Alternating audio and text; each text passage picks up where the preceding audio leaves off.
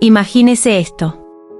Comienza con una notificación, un boletín urgente del Centro de Predicción del Clima Espacial en Boulder, Colorado, que la mayoría de la gente nunca verá. Un cúmulo masivo de manchas solares, muchas veces el tamaño de la Tierra, ha rotado a la vista en la superficie del Sol. Es inestable, complejo y crepitante con energía magnética. Durante las siguientes 24 horas, los instrumentos satelitales que monitorean nuestra estrella comienzan a gritar con datos. Los sensores de rayos X y ultravioleta extremos se disparan. Entonces, sucede. Un destello de luz tan brillante que ciega temporalmente los sensores que apuntan directamente hacia él. Una llamarada solar de clase X, la categoría más poderosa, estalla. Este no es el evento principal. Es el pistoletazo de salida. Minutos después, las imágenes del cronógrafo muestran la verdadera amenaza.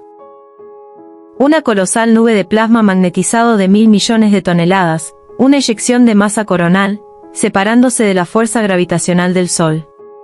No es una nube difusa de viento solar.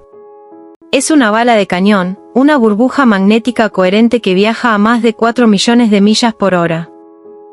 Y su trayectoria, calculada con creciente temor por físicos de todo el mundo, pone a la Tierra directamente en la mira. Tendríamos, como máximo, de 18 a 36 horas. Esto no es el prólogo de una película de ciencia ficción.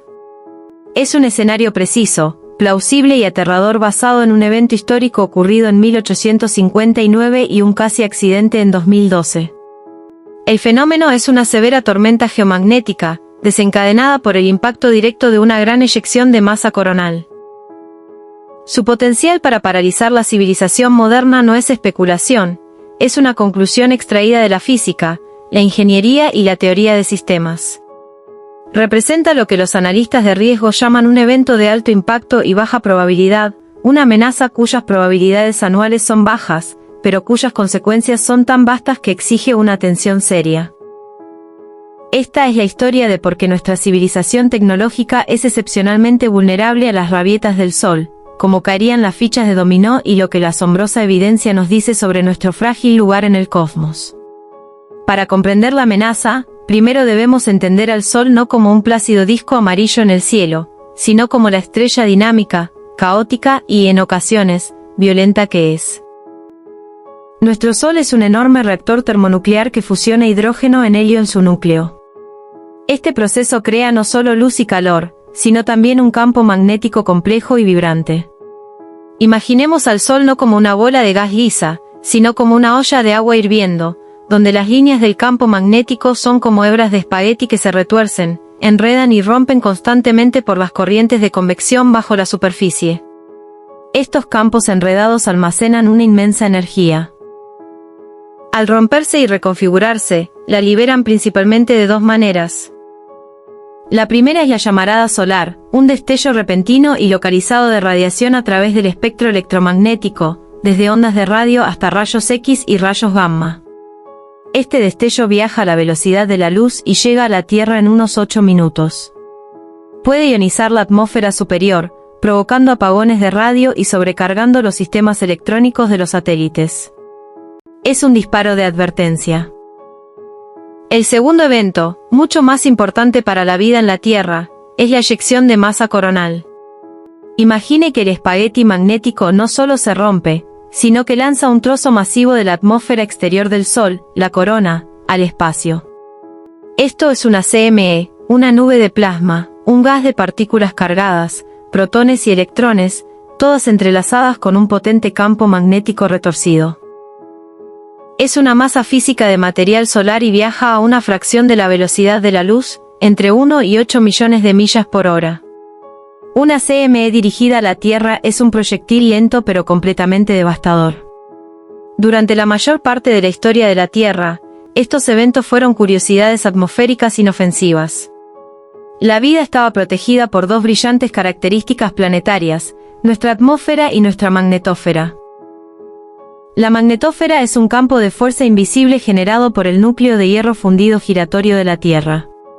Actúa como un escudo deflector, canalizando el flujo constante de partículas cargadas del viento solar alrededor del planeta, creando una burbuja protectora. Cuando un viento solar normal impacta, la magnetosfera se comprime ligeramente en el lado diurno y se extiende formando una larga cola en el lado nocturno, como una manga de viento en la brisa. Vemos la suave interacción como la aurora boreal y la austral, a medida que las partículas se cuelan en los polos y excitan los gases atmosféricos. Una CME de nivel Carrington no es una brisa. Es un huracán. Cuando una nube tan masiva, de rápido movimiento y con una estructura magnética impacta la magnetosfera terrestre, la interacción es violentamente diferente. El primer efecto es una repentina e intensa compresión del campo magnético en el lado diurno. La presión es tan inmensa que puede empujar el límite de la magnetosfera desde su distancia habitual de unos 60.000 kilómetros hasta 20.000 kilómetros o menos, exponiendo efectivamente los satélites en órbita geosincrónica al intenso viento solar. Esta compresión es solo el comienzo. El verdadero peligro reside en un proceso llamado reconexión magnética. La CME lleva su propio campo magnético. Si este campo está orientado hacia el sur en relación con el campo magnético de la Tierra, orientado hacia el norte, en el punto de impacto, los dos campos pueden conectarse, fusionarse y romperse. Este proceso abre la puerta, permitiendo que la energía y las partículas del CME fluyan directamente a la magnetosfera terrestre. Es como si dos imanes chocaran entre sí, creando una línea directa. Esta afluencia de energía hace que toda la magnetosfera vibre como una campana, induciendo potentes corrientes eléctricas que fluyen a través del entorno espacial cercano a la Tierra y, crucialmente, hacia el propio planeta. Aquí es donde James Clerk Maxwell y Michael Faraday entran en nuestra historia, desde sus laboratorios del siglo XIX hasta dictar la catástrofe del siglo XXI. La ley de inducción de Faraday establece simplemente, un campo magnético cambiante inducirá una corriente eléctrica en cualquier conductor. Nuestra magnetosfera convulsa crea un campo magnético extremadamente cambiante que abarca continentes enteros. ¿Y sobre qué se asienta la civilización moderna? Una vasta red interconectada de los mejores conductores jamás ideados, líneas eléctricas de alta tensión, oleoductos y gasoductos, vías férreas y cables de comunicación submarinos. Estos se convierten en antenas involuntarias que captan las corrientes generadas en el cielo. Estas corrientes se denominan corrientes geomagnéticamente inducidas, CIG. Son corrientes continuas, casi CC, que se superponen a nuestras redes eléctricas de corriente alterna CA. Aquí reside la vulnerabilidad crítica de la ingeniería. Toda nuestra infraestructura eléctrica, desde los enormes transformadores de las subestaciones hasta los generadores de las centrales eléctricas, está meticulosamente diseñada para funcionar a una frecuencia específica de corriente alterna CA, 60 Hz en Norteamérica y 50 Hz en Europa. Estas CIG son una intrusión alienígena. Hacen que los transformadores funcionen en estado de saturación. Imagine el núcleo de un transformador como una esponja para la energía magnética. En condiciones normales de funcionamiento con K, absorbe y libera energía eficientemente 60 veces por segundo. El GIC, similar al de la CC, alimenta a presión el núcleo, manteniéndolo permanentemente saturado de agua. Esto provoca un sobrecalentamiento catastrófico. También hace que el transformador emita un zumbido y vibre a una frecuencia inhumana y destructiva. El aislamiento interior comienza a deteriorarse. En cuestión de minutos u horas, el transformador, un dispositivo del tamaño de una casa pequeña, lleno de decenas de miles de galones de aceite refrigerante, puede quemarse, fundirse o incluso explotar. Y esto no es teórico. El 13 de marzo de 1989, una tormenta geomagnética, significativamente más débil que el evento Carrington de 1859, azotó la Tierra. Sus efectos fueron inmediatos y dramáticos. En toda Norteamérica, se observaron auroras tan al sur como Texas y Florida. Pero en Quebec, Canadá, el impacto real golpeó con una velocidad brutal. A las 2:44 de la madrugada, mientras los GIC inundaban la red eléctrica de Hydro-Québec, los relés de protección comenzaron a dispararse. En 92 segundos, todo el sistema colapsó. 6 millones de personas quedaron sumidas en la oscuridad en pleno invierno canadiense, y el apagón duró más de 9 horas. La causa se identificó inequívocamente como corrientes inducidas geomagnéticamente. La tormenta también causó cientos de otros problemas en Norteamérica. Un generador en una planta nuclear de Nueva Jersey resultó dañado, transformadores fallaron en el Reino Unido y numerosos satélites sufrieron averías. Todo debido a una tormenta que fue una fracción de la potencia de Carrington. Este evento de 1989 es clave para comprender el efecto dominó de una verdadera supertormenta. Fue una falla localizada y contenida de una única red eléctrica relativamente moderna. Un evento de nivel Carrington o Miyake sería global, y nuestra red global interconectada, de alta capacidad y sometida a una tensión extrema actuaría como el medio perfecto para una cascada de fallas. Sigamos la lógica y basada en la evidencia de la cadena de efectos dominó. La primera y más crítica es la falla de la red eléctrica a escala continental. Cuando llegue la onda expansiva de la CME y la magnetósfera comience a convulsionar, se inducirán GIC no en un solo lugar, sino simultáneamente en vastas áreas geográficas. Un estudio de 2013 realizado por Lloyds of London y la firma de investigación Atmospheric and Environmental Research modeló el impacto de una tormenta de nivel Carrington en la red eléctrica estadounidense contemporánea. Sus hallazgos fueron contundentes. Predijeron una inestabilidad generalizada del voltaje y la posible falla de más de 300 transformadores de voltaje extra alto. La pérdida de estos transformadores es el núcleo de la crisis. No son repuestos que se puedan conseguir en un almacén. Cada uno es un coloso diseñado a medida, con un peso de hasta 400 toneladas, un costo de más de $10 millones y fabricado por solo unas pocas empresas en todo el mundo, principalmente en Corea del Sur, Alemania y China. Fundamentalmente, se construyen bajo pedido. El plazo de entrega de un nuevo transformador EHV en tiempos de paz es de 12 a 24 meses. Ahora, imagine docenas fallando en América del Norte en una sola noche, con fallas similares en Europa y Asia. No hay una reserva estratégica de esta magnitud. Los equipos de reparación estarían abrumados, enfrentándose no solo a líneas caídas, sino también a las ruinas humeantes del corazón de la red. El informe de Joyce estimó que entre 20 y 40 millones de personas podrían quedarse sin electricidad hasta 2 años en el peor de los casos, con costos económicos totales de billones. Esto no es un apagón. Es la pérdida permanente de una tecnología fundamental en un continente durante un periodo de tiempo medido en años. Las luces no vuelven cuando termina la tormenta. La tormenta termina en un día, el daño dura una generación. La segunda ficha de dominó cae casi instantáneamente, el colapso de las comunicaciones y la navegación globales. Nuestro segundo escudo, después de la magnetósfera, es la atmósfera, que bloquea la radiación solar dañina. Los satélites se ubican sobre ella. Una tormenta severa los bombardea con protones de alta energía en lo que se denomina un evento de partículas energéticas solares. Estas partículas pueden penetrar el blindaje, provocando cambios de bits en la memoria de la computadora, alteraciones de un solo evento, degradando los paneles solares y dañando permanentemente los dispositivos electrónicos. En febrero de 2022, una tormenta solar relativamente leve provocó que SpaceX perdiera 38 de sus satélites Starlink justo después del lanzamiento, ya que el calentamiento de la atmósfera superior aumentó la resistencia y los atrajo hacia abajo. Un evento de la clase Carrington dañaría o destruiría cientos de satélites esenciales para el GPS, la predicción meteorológica, las telecomunicaciones y las operaciones militares. El sistema GPS por sí solo es una utilidad silenciosa integrada en la vida moderna. No solo sirve para los mapas del teléfono.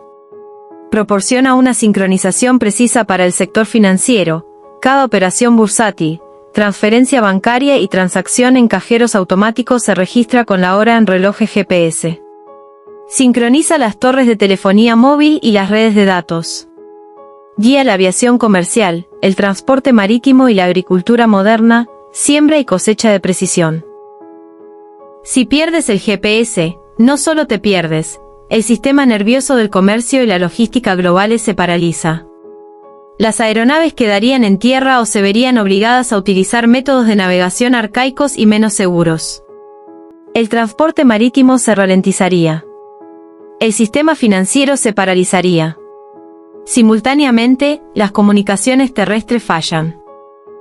Nuestra Internet global depende de una red troncal física de cables submarinos de fibra óptica.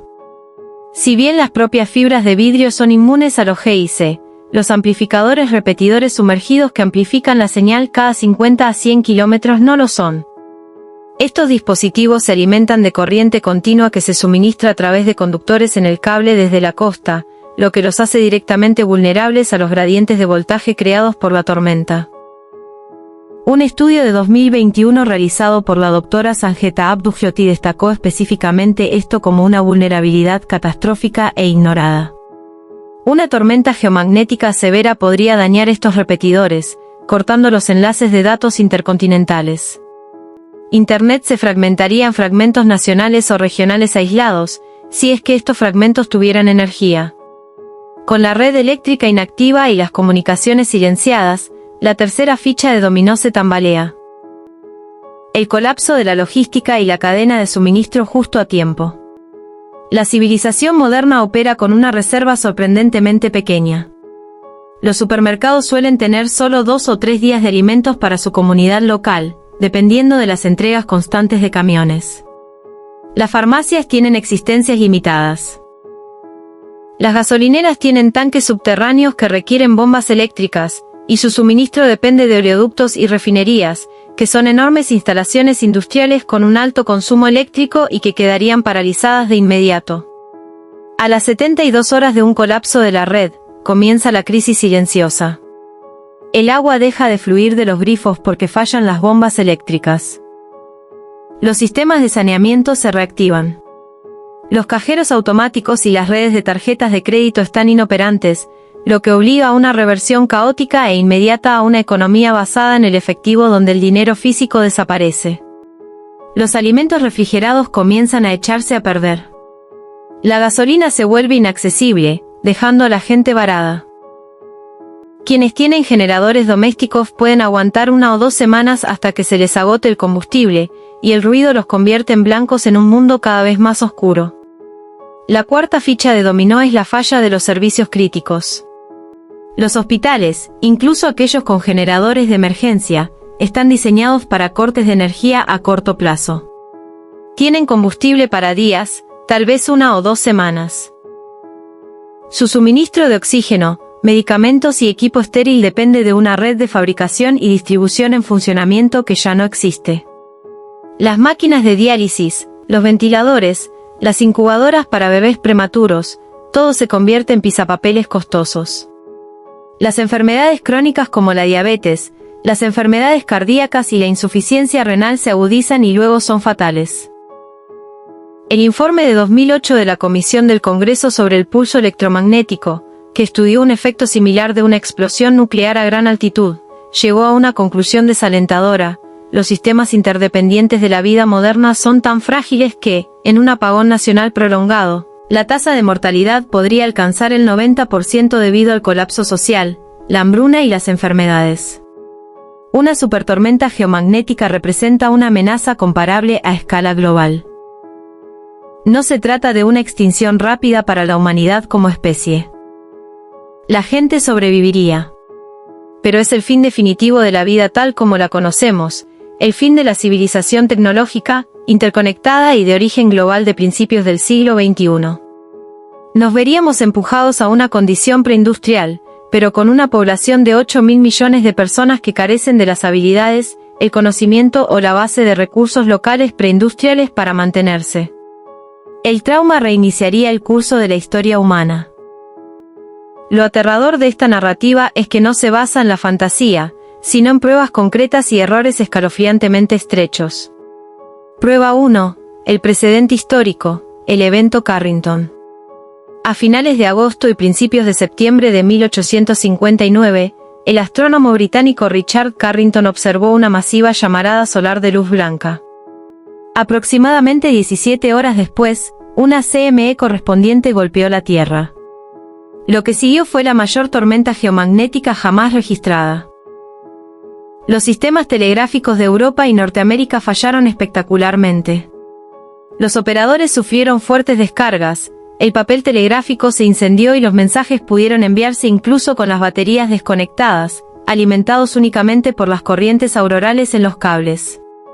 Se observaron auroras en los trópicos, sobre el Caribe, y tan brillantes sobre las montañas rocosas que los mineros de oro despertaron y comenzaron a preparar el desayuno, pensando que era el amanecer. El mundo había presenciado, por primera vez, una conexión directa entre la actividad solar y la disrupción tecnológica. Nuestra huella tecnológica en 1859 era apenas una pequeña huella en el planeta. Hoy en día, es el sistema circulatorio y nervioso del planeta. Prueba 2. El registro geológico, los eventos de Miyake. El evento de Carrington no es el techo. Al analizar núcleos de hielo de Groenlandia y la Antártida, así como anillos de árboles de bosques antiguos, los científicos han descubierto evidencia de eventos de protones solares mucho más potentes. Los picos en isótopos radiactivos como el carbono, 14 y el berilio, 10, creados cuando los rayos cósmicos impactan la atmósfera, sirven como registro histórico. Estos picos revelan eventos en los años 774 a 775 de Calle y 993 interior 994 DC, ahora llamados eventos de Miyake en honor al investigador principal. El evento del 774 después de Cristo fue probablemente al menos un orden de magnitud más potente que el de Carrington. Si un evento así ocurriera hoy, la escala de destrucción es casi inimaginable. Sugiere que nuestro planeta es azotado periódicamente por supertormentas solares que hacen que el de 1859 parezca insignificante. Prueba 3. El casi accidente moderno, julio de 2012. La evidencia más desoladora no proviene del pasado, sino del presente. A finales de julio de 2012, el Sol desató una serie rápida de potentes erupciones y CME. Una CME en particular, la del 23 de julio, fue medida por la sonda espacial Stereo A de la NASA, ubicada junto a la línea Tierra-Sol. El análisis demostró que fue una de las más potentes jamás registradas, con una velocidad y una estructura magnética comparables, si no superiores, al evento de Carrington. Atravesó la órbita de la Tierra. Pero la Tierra no estaba allí. Había pasado por ese punto en el espacio 9 días antes. El mundo permaneció ajeno, pero la comunidad de la física espacial se estremeció.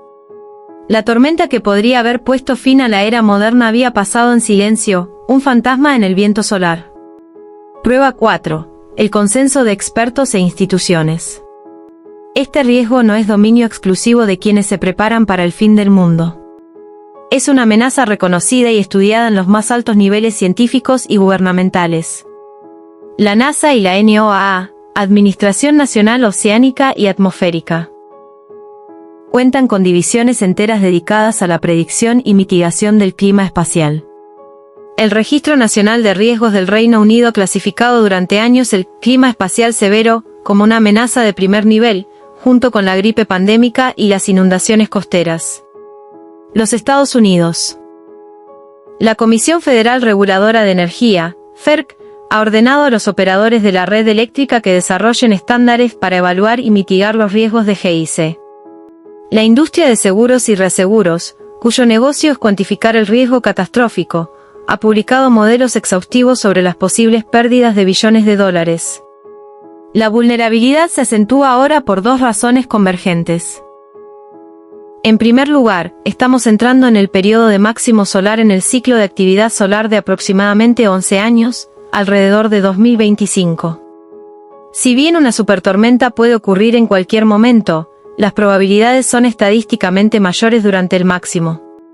En segundo lugar, y mucho más significativo, nuestra fragilidad social ha aumentado exponencialmente desde la década de 1980.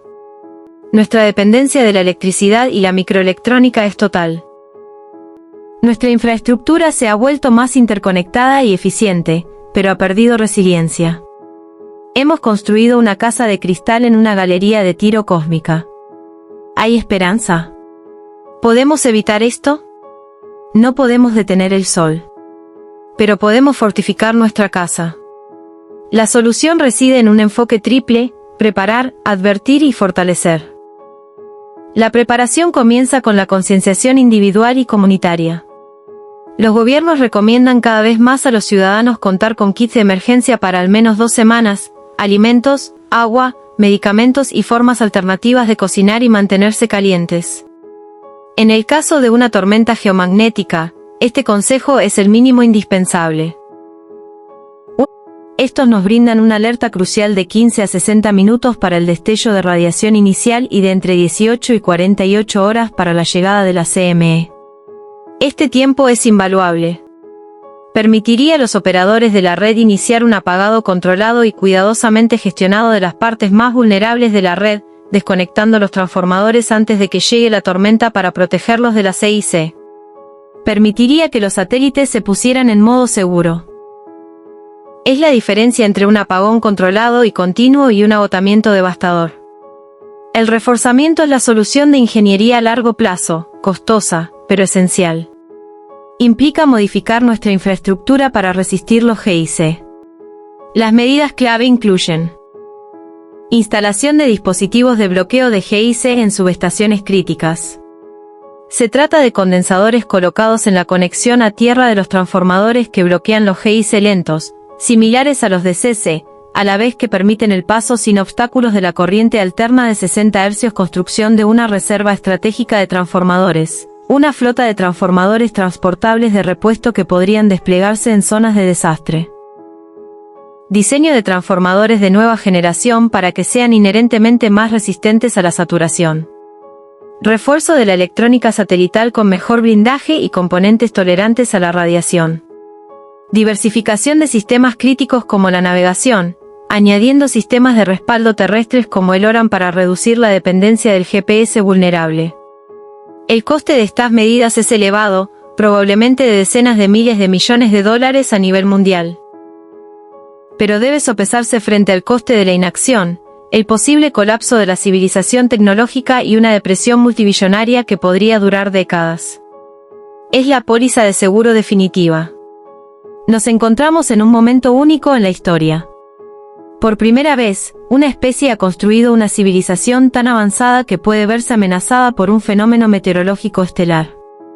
Somos hijos del Sol, totalmente dependientes de su luz, pero ahora peligrosamente vulnerables a su furia. La tormenta del nivel de Carrington es una certeza en escalas de tiempo geológicas. La pregunta es si ocurrirá en 10, 50 o 100 años. Cuando llegue, expondrá la profundidad de nuestra previsión o la tragedia de nuestra miopía. Seremos la generación que presenció el casi accidente de 2012, estudió los núcleos de hielo, comprendió la física y decidió apartar la mirada, distraída por preocupaciones más inmediatas pero menos existenciales. O seremos la generación que respetó esta antigua fuerza cósmica, se dedicó a la poco glamurosa tarea de fortalecer nuestro mundo y convirtió un evento potencialmente extintor para nuestro estilo de vida en un desastre natural manejable y recuperable. El guión de la próxima gran tormenta solar ya está escrito en las leyes de la física. El final, ya sea una historia de resiliencia o de ruina, se está escribiendo ahora, en nuestros parlamentos, nuestras salas de juntas y nuestra voluntad colectiva de asegurar el futuro.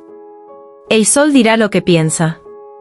Nuestro deber es asegurarnos de que sigamos aquí, con las luces encendidas, para escucharlo.